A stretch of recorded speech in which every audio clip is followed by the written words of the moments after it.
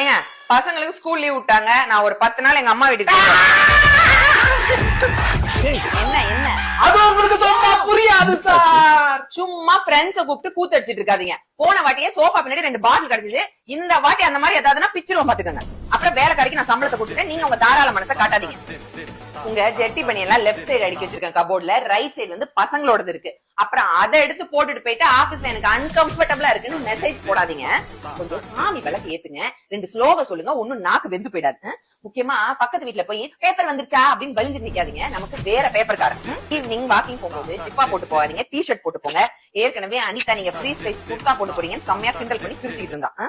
கடைசியா ஒண்ணு சொல்றேன், ரொம்ப புத்திசாலித்தனமா பண்றதா நினைச்சு எதுவும் பண்ணாதீங்க. நான் எப்ப வேணாலும் திரும்பி வருவேன் சொல்லாம. உன்னை கல்யாணம் பண்ணதுக்கு பேசாம இந்த நாயர் கடையில 2 டீயும் ஒரு பன்னியும் சாப்பிட்டு தூங்கி இருக்கலாம்.